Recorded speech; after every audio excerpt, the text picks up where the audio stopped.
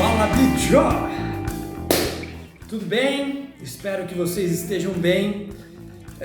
No vídeo de hoje trataremos de um tema que é contemporâneo, extremamente atual e que, pela maioria de nós, é algo que buscamos, de fato, que é resultados positivos. Seja na sua vida profissional, nos seus relacionamentos, ou até mesmo na sua vida financeira, resultados positivos sempre são perseguidos. E eu gostaria de talvez trabalhar um pouco melhor esse tema hoje aqui, com a seguinte pergunta: os resultados positivos, eles são frutos do seu trabalho, do seu labor, do seu esforço, ou eles são frutos nessa perspectiva de vida com Deus, eles são frutos do resultado sobrenatural da atuação de Deus em nossas vidas? Aonde está a resposta dessa pergunta? É sobre isso que haveremos de tratar no vídeo de hoje. Então, se esse tema te interessa, fica comigo, nos próximos minutos falaremos mais. Muito bem! Antes de começar, eu quero fazer menção de um livro que me ajudou e me inspirou na meditação dessa mensagem de hoje. É esse livro aqui, eu não sei se dá para ver direito, mas ele chama Fora de Série, Outliers, de Malcolm Gladwell. Não é um livro cristão, não é um livro que trata sobre religião ou nada parecido com isso. Ele trata de dinâmicas de pessoas que foram acima da média, desses outliers, E uma das coisas que esse livro fala, eu não estou dando um spoiler que te atrapalhe na leitura dele, pelo contrário, eu queria te incentivar nessa leitura, mas uma das coisas que esse livro trata que os resultados, que o esforço, ele faz parte do resultado positivo, ou de resultados interessantes na vida de algumas pessoas. Porém, ele não é o único fator a ser levado em conta, Existem inúmeras outras coisas, e o livro trata de experimentos e outras coisas. Eu quero associar a este livro algumas leituras bíblicas que também me inspiraram nesse lugar aqui. Se o propósito é falar de vida com Deus e como alcançar bons resultados tendo uma vida com Deus, é importante que a gente faça talvez essa associação entre a Bíblia e talvez um pouco aqui desse livro. Muito bem, eu vou dividir, para organizar um pouco melhor o meu pensamento aqui, eu vou dividir o desenvolvimento desse tema aqui em dois. A primeira parte eu vou falar sobre esse esforço, esse trabalho, essa operação, esse desdobrar que vem de nós, em cima de algo, e o quanto isso faz parte de bons resultados a serem alcançados. E no final eu também vou tratar sobre aonde Deus entra na história. Eu vou chamar assim, tá? Vai ser assim, onde Deus entra nessa história? O que a Bíblia nos fala sobre isso? E vamos lá. Então, eu quero, antes de mais nada, eu vou fazer algumas leituras bíblicas, então você vai me ver com o celular aqui. E antes de mais nada, eu quero ir para o primeiro tema. E o primeiro tema eu já começo com uma afirmação, e a afirmação é: sim, o trabalho, o seu esforço, ele não apenas é importante, mas ele sim é fundamental para que você alcance bons resultados. E antes da gente chegar numa conclusão, eu quero te mostrar biblicamente quem criou o trabalho.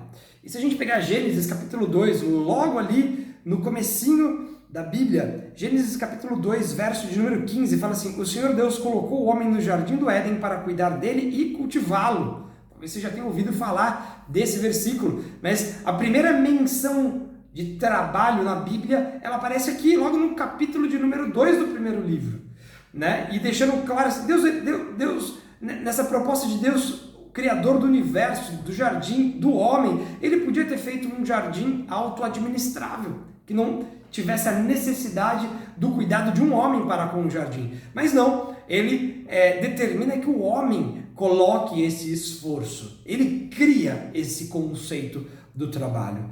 E aí você fala para mim: pô, Felipe, mas isso daí é Velho Testamento. Eu quero então te trazer alguns conceitos aqui do Novo Testamento. Lá em Efésios capítulo 4, verso 28, fala assim: o que furtava, não furte mais. Antes, trabalhe fazendo algo de útil com as mãos, para que tenha o que repartir com quem estiver em necessidade. Ele não apenas te recomenda trabalhar, mas ele te recomenda trabalhar de forma que não seja apenas para sua subsistência, mas para que sobre, a fim de que você num pensamento não egoísta, consiga repartir com aqueles que em um determinado momento da vida estão necessitados. Então sim, a Bíblia me ensina que Deus criou o trabalho, depois ele recomenda o trabalho. Mas tem mais um texto que está lá em 2 Tessalonicenses, capítulo 3, do verso 10 ao 12, fala assim: quando ainda estávamos com vocês, nós ordenávamos isto: se alguém não quiser trabalhar, também não coma, pois ouvimos que alguns de vocês andam ociosos, não trabalham, mas andam se intrometendo na vida alheia. A tais pessoas ordenamos e exortamos no Senhor Jesus Cristo que trabalhe tranquilamente e coma o seu próprio pão. Então a Bíblia está recheada de exemplos, de afirmações da criação do trabalho e depois da recomendação de que nós devamos sim colocar nosso esforço no trabalho. Tem um confronto textual e eu quero falá-lo de forma rápida, mas para que essa palavra ela fique muito clara e fixa na nossa mente, eu preciso trazer esse confronto textual, que foi algo que me ocorreu enquanto eu estava estudando esse texto. Me lembrei de algo, de um texto que está lá em Mateus capítulo 6, verso 25, e ele diz, basicamente, depois você confere, que os lírios dos campos ou as aves do céu, elas não trabalham, eles não semeiam, eles não guardam junto em celeiros, e nós somos mais importantes que eles. Então, será que Deus também não cuidaria de nós? E talvez alguns pegariam esse texto fora desse contexto, e por mais que isso seja um jargão, é importante a gente analisar o contexto sobre o qual esse texto está inserido e entender o que de fato, isso aqui é uma fala de Jesus durante uma ministração, entender o que Jesus quis dizer. Nos versos anteriores a este que eu acabei de citar, versos 25 e 27, ele trata sobre o coração do homem não estar posto nas riquezas dessa terra, mas sim estar posto nas riquezas do céu. Em momento nenhum ele nos recomenda que não venhamos a trabalhar, mas ele diz assim, cara, o seu trabalho não deveria ter o fim ou a finalidade de juntar tesouros na terra. Ela falou, porque aí, aonde estiver o seu coração, onde estiver o seu tesouro, ali também estará o seu coração. Então existe um risco forte do homem se sentir enlaçado pelas riquezas dessa terra e começar a viver a vida como se a vida fosse apenas aquilo que nós vivemos aqui, quando na verdade a vida é muito mais do que o momento pontual que nós estamos vivendo aqui na terra, né? E o versículo de número 24, esse eu faço questão de ler, ele fala assim: ninguém pode servir a dois senhores, pois odiará um e amará o outro, ou se dedicará a um e desprezará o outro. Vocês não podem servir a Deus e ao dinheiro, na versão NVI. Em outras versões ele fala, você não pode servir a Deus e a Mamon, que também é a representação do Deus do dinheiro. Então ele está deixando muito claro que o ensino aqui de Mateus 6 é para que nós não venhamos a ter o nosso coração na finalidade, nós não devemos viver para a busca do enriquecimento, sobretudo o enriquecimento egoísta. Se você tem dúvida, no final desse vídeo vai ter um card ali, você pode clicar nele, que ele diz para que nós estamos aqui, né? Você vive para quê? Para que você vive? Né? Para que você nasceu? Assiste lá, de repente te edifica também. Voltando para o tema fundamental dessa nossa conversa, já que a gente fez esse confronto textual. E a gente estava dizendo que o trabalho, o labor, né, essa dedicação, ela não apenas é importante, mas ela é fundamental para que se alcance bons resultados. A gente falou sobre o trabalho das mãos, né, o trabalho, esse trabalho assalariado que nós temos, mas a gente poderia de repente pegar desse conceito e aplicá-lo em vários outros lugares da nossa vida. Por exemplo, você quer ter um bom casamento? Cara, então trabalhe para isso. E você fala, como é que eu trabalho para ter um bom casamento? Existem inúmeras ações que você poderia ter para se ter um bom casamento. Talvez antes de se casar, né, existem ações como a escolha correta do parceiro, o tempo correto, adequado, de forma madura, quando você deve de fato iniciar dar um passo além dentro de um relacionamento e começar um casamento, né, sem atravessar alguns steps importantes dessa construção de um relacionamento a dois. E depois que se casa também, é importante que você continue dando manutenção. Então tem um trabalho. Sim, a Bíblia tem inúmeros exemplos sobre como nós deveríamos atuar dentro de uma vida a dois, num cônjuge, né? Como deveríamos tratar. Ela tem exemplos bons e ruins, de forma que nos ensina o que fazer e também o que não fazer. Então, se aplique, né? Leia, discuta, interceda um pelo outro, gaste tempo, coloca na sua agenda, né? Para que você consiga dar manutenção para o seu relacionamento. Isso faz parte, isso é fundamental, isso faz parte do trabalho, né? Que você pode colocar para ter um bom resultado no seu casamento. E talvez esse conceito que a gente falou de trabalho secular e também de trabalho, de relacionamento, ele também poderia ser aplicado na educação dos seus filhos. Trabalhe para isso, né? Ele também poderia ser aplicado no estudo das suas finanças pessoais, do seu ministério, dos seus sonhos, dos seus planos e por aí vai, né? E talvez com tudo isso que eu te falei, né, e essas afirmações, você estaria pronto para responder aquela pergunta lá atrás e falar: eu sei, cara.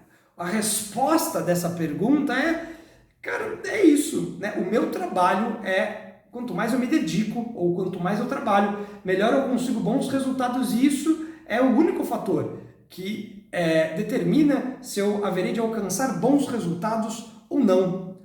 E a resposta é não. Esse não é o único fator que te leva a gerar ou obter bons resultados na sua vida.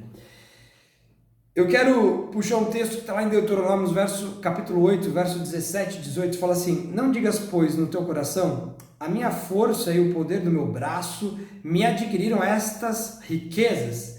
Antes te lembra do Senhor, teu Deus, porque é Ele que te dá força para adquirir riquezas. E talvez aqui a gente já comece a entender que mesmo do ponto de vista prático, existe uma atuação de Deus para que eu consiga usar ou exercer o trabalho que cabe a mim fazer. O trabalho que eu deveria fazer. Cabe a mim.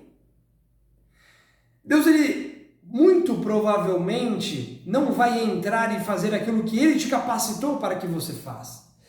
E talvez o texto pararia aqui, mas eu vou puxar agora o segundo tópico desse desenvolvimento, que conheça então esse efeito multiplicador. Aonde Deus entra na parada? Tem um efeito multiplicador, né, que acontece, e aí sim, eu não quero só apenas falar da atuação de Deus nos capacitando para fazer aquilo que nós devemos fazer, mas eu também quero falar sobre a atuação de Deus de forma sobrenatural, a qual, sobre aqueles que têm a vida com Deus, eles também estão sujeitos a viverem este algo sobrenatural.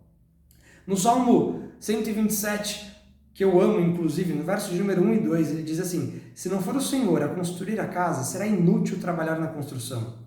Se não é o Senhor que vigia a cidade, será inútil a sentinela montar guarda. Será inútil levantar cedo, dormir tarde, trabalhando arduamente por alimento. Se o Senhor concede o sono a quem Ele ama. Deixa eu analisar algumas coisas aqui com você. Primeiro, não existe uma recomendação para que você não construa a casa, para que você não guarde a cidade, para que você não trabalhe. O que ele está dizendo é que assim, existe um fator multiplicação, né? Quando você traz o seu esforço e o seu trabalho nas minhas mãos. E quando você traz o seu esforço, o seu trabalho nas minhas mãos, existe também a operação divina sobre aquele esforço e sobre aquele trabalho. É isso que o Salmo 127 está dizendo. Não é apenas o meu trabalho, não é apenas o meu esforço, mas existe também e não é apenas a capacitação do Senhor, mas existe também a operação divina, a operação do Senhor, a operação sobrenatural, frente àquilo que eu tenho trabalhado. Agora você me perguntar, mas eu conheço pessoas que alcançam resultados incríveis apenas pelo esforço das suas mãos. Eu queria te provocar a pensar, talvez os resultados seriam ainda mais expressivos se elas colocassem esse esforço nas mãos do Senhor, a fim de glorificar a Deus, que é como a gente tem aprendido na Bíblia. Qual é a moral dessa história toda aqui? O lance é o seguinte: a operação de Deus nas nossas vidas aplica um fator que multiplica os meus resultados. Eu vou te dar exemplos disso. Davi, ele não apenas matou Golias, ele não apenas derrotou o gigante. Não foi de repente que ele derrotou o gigante. Existiu uma construção para que isso acontecesse. Ele teve a coragem de descer no riacho, pegar 5 pedras. Ele teve a coragem de chegar para Saul e falar: ei, eu quero desafiar aquele gigante. Ele teve a coragem de se colocar frente a uma situação difícil. Ele teve a coragem de chegar perante o Golias. E a hora que ele chegou diante de Golias, ele falou assim: eu vou fazer isso para que eu me torne rei um dia. Ele não falou isso. O desejo de Davi foi colocar o seu esforço e o seu trabalho nas mãos do Senhor, a fim de glorificá-lo. E ele alcançou bons resultados. Não foi de repente, como a gente afirmou.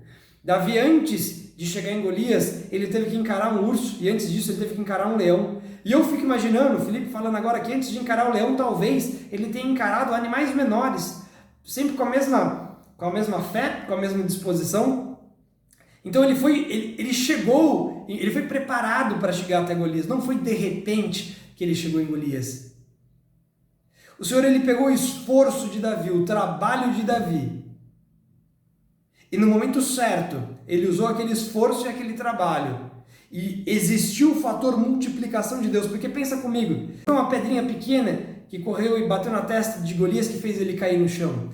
Talvez Davi nem teria força para impulsionar aquela pedra a fim dela causar o efeito que ela causou, né, e derrubar o gigante. E depois Davi foi lá e cortou a sua cabeça. Mas talvez ali a mira, né, o posicionamento do vento, as coisas que Deus fez para com que ele tivesse uma vantagem competitiva naquela hora, na hora da batalha, na hora do combate. Eu quero te dar um outro exemplo. A Bíblia conta uma história, e muitos de nós já ouvimos, sobre a multiplicação de pães e peixes num determinado momento da pregação de Jesus. Jesus, ele estava num monte, pregando para muitas pessoas, né? Estudiosos diriam que tinha em torno de 15 a 20 mil pessoas ali. A Bíblia nos relata que já era no final do dia e que algumas pessoas estavam longe dos seus destinos finais, correndo o risco, inclusive, delas passarem mal no meio do caminho ou até morrerem de fome, porque elas estavam longe e porque não tinha comida para todo mundo. E preocupado com aquilo, Jesus, ele diz para a galera, para os seus apóstolos: vão lá e vejam o que tem para a gente comer aqui, para a gente dividir. Pega aqui um pouco desse conceito. De repente aparece um menino, com 5 pães e 2 peixinhos. Esse menino, ele estava no meio de uma multidão de 15, 20 mil pessoas. Ele sabia que 5 pães e 2 peixinhos não iam fazer a menor diferença para aquilo. Ele podia talvez ter guardado para ele, falar: deixa eu garantir o meu, deixa eu garantir a minha viagem. Mas aquele menino não tinha essa visão egoísta que muitas vezes nós temos. Ele tinha o dele, mas ele entregou para que fosse repartido, por mais que pudesse parecer tão insignificante e desprezível aquilo que ele tinha. Agora, pensa comigo uma coisa. Jesus, ele fala para trazer 5 pães e 2 peixes. Existe um momento da multiplicação ali dos 5 pães e 2 peixes. No término, Jesus fala assim: agora recolham todos os pedaços que sobraram. A Bíblia nos relata que sobraram 12 cestos. 12 cestos cheios de pedaços de pães e peixes é muito mais do que 5 pães e 2 peixinhos.